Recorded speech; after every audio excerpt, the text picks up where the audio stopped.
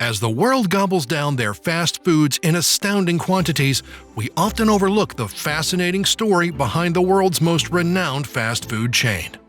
The origins of McDonald's date back to the 1940s, when two brothers embarked on a journey that would revolutionize the food industry forever. From humble beginnings, the company has become a global phenomenon, serving tens of millions daily. However, the journey was not without its challenges and controversies. The story of McDonald's is a tale of innovation, perseverance, and triumph. But also, that moment when the founders employed what would become a standard in the industry, a genius stroke of efficiency. Join us as we delve deep into the history of McDonald's, uncovering the secrets that shaped the brand we know today. It is one of the world's most American brands. Next to Coca-Cola, Mickey Mouse, and the New York Yankees are the Golden Arches. McDonald's, which runs over 40,000 restaurants in over 100 countries, is arguably the most lucrative restaurant in the world. Before Southern California's glorious landscape was etched with superhighways and tangles of concrete flyovers, before preservatives and GMOs allowed food in mass quantities to be processed, preserved, and transported in refrigerated trucks and served in disposable packaging at fast food franchises to impatient, hungry consumers, fast food consisted of oranges. With the advent of the automobile era, entrepreneurs' visions of profit swirled as they viewed the humble orange and its juice as a fast, convenient food for travelers. They constructed enormous billboards depicting the vividly colored, succulent fruits, visible from a distance to drivers as they traveled along the open road. Inside these kiosks, they pressed fresh, thirst-quenching juice at the cost of a nickel per glass to revive thirsty motorists. The two McDonald brothers from chilly Manchester, New Hampshire, had little interest in squeezing oranges. After 42 years of service at the G.P. Crafts shoe factory, their father was told he was no longer needed and was dismissed. Just like that, his working days were done. The humiliation of their father's dismissal inspired his children to take charge of their destinies, to avoid a similar fate. Maurice, or Mac as he was known, 7 years older than his brother Dick, moved west in 1926, followed by Dick shortly after. Their dream? By the time they turned 50, they hoped to amass a fortune of $1 million in the burgeoning film industry. To pay the rent, the brothers toiled for a living at Columbia Movie Studios, lugging sets and operating lighting on silent film sets. Their $25 per week wages were hardly sufficient to enable them to live like kings, much less to ensure their futures. Dick and Mac worked and saved to get involved with a less glamorous aspect of the movie industry: screening them. In 1930, they bought a theater in Glendora, 20 miles east of Los Angeles. The introduction of newsreels and double features extended the duration of the visit to the cinema. The brothers installed a refreshment station in the lobby to discourage patrons from bringing their own food to the theater. Unknown to them, this food stall would shape their future. The brothers rechristened the venue as The Beacon.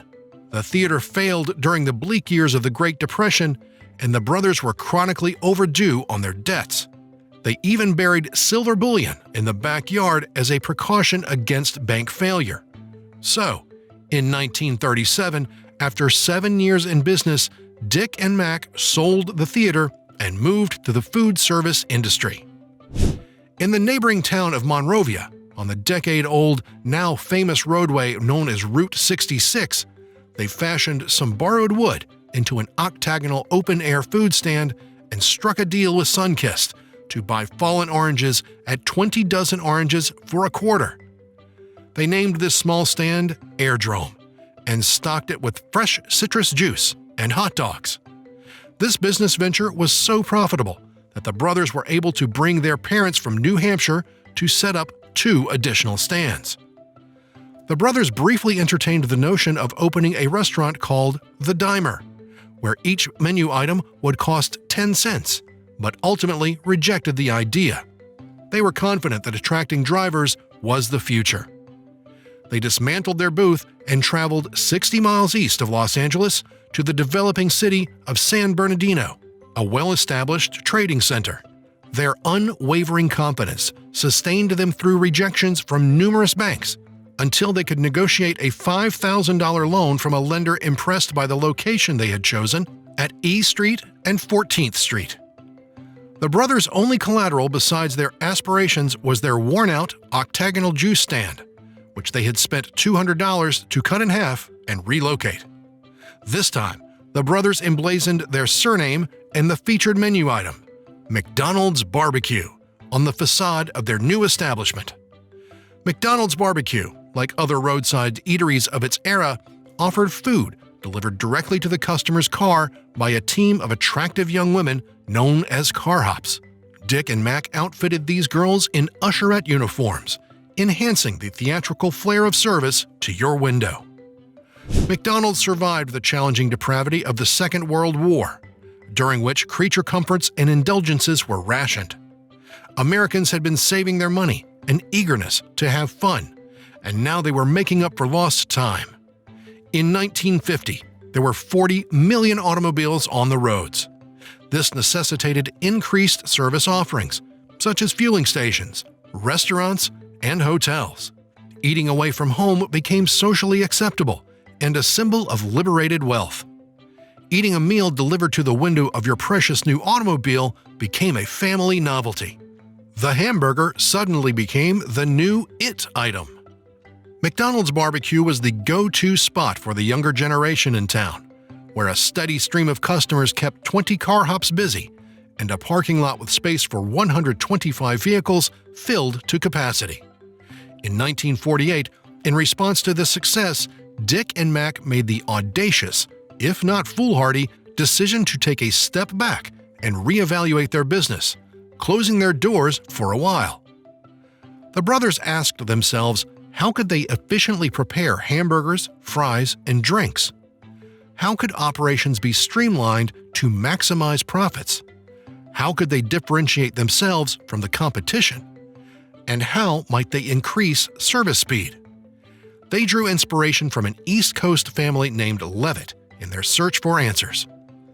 This enterprising family used an assembly line approach reminiscent of Ford's Model T production lines to construct residences on New York's Long Island, where there was a high demand for housing to accommodate the rapid suburbanization. The aim of the McDonald brothers was to imitate this prefabricated mentality in culinary preparation and service.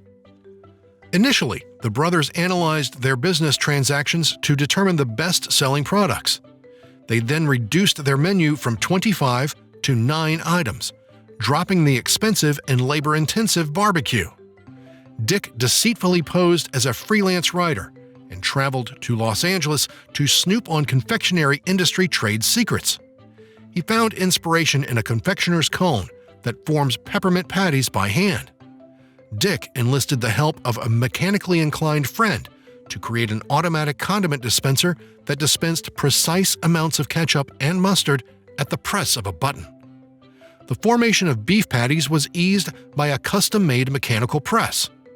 Dick and Mac also bought 8 multi-mixer blenders, which allowed them to produce 5 frothy drinks at once per machine to keep up with the demand for milkshakes.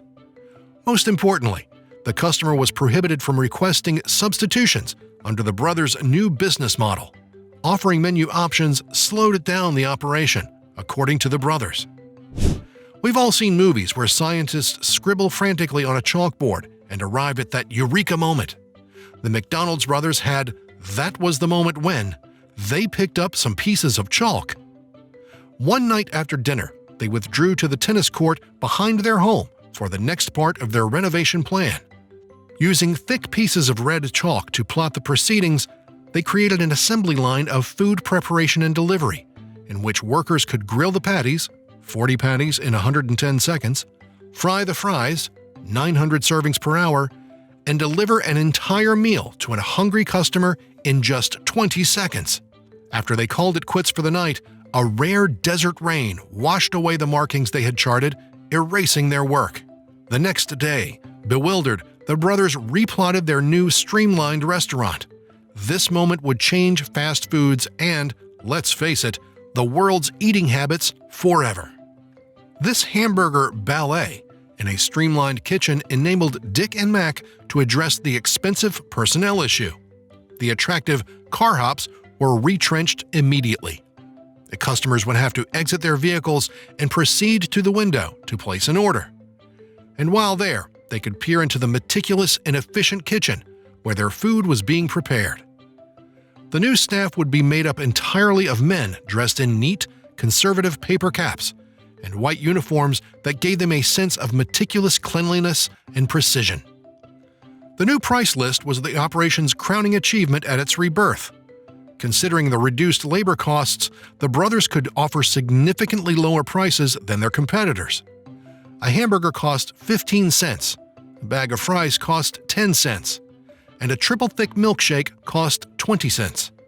Dick and Mac predicted a substantial profit due to their reduced operational costs and high sales volume. McDonald's reopened on December 12, 1948, and customers hated the new concept. Some entered the parking lot only to leave when no car hop appeared. Others bemoaned the loss of the previous, more extensive menu and the inability to personalize their food. The brothers began having employees park their cars in front of the restaurant to make it appear less deserted, all to no avail. The facelift was an utter failure.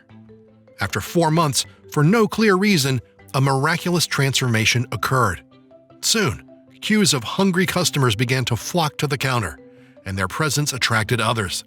Initially, cabbies, construction workers, and then teenagers arrived. The sales were so robust that the brothers commissioned a painting of a rising thermometer to hang on the store's front window as a clever way to advertise the sales. Dick said the painter would add a detonation to the top when the number reached 1 million. Profits quickly increased to a substantial $100,000 per year. Hamburger consumers appeared willing to sacrifice variety for convenience and cost. The culinary quality was not the primary attraction. The only exception was the brothers' fries, which were the epitome of pristine freshness. Mac had become a potato savant by applying chemistry principles and refining a recipe through laborious trial and error. In addition to the lengthy lines, the brothers had another indicator that their concept was successful. Behind the store's glass windows, copycats arrived to study the operational choreography on display.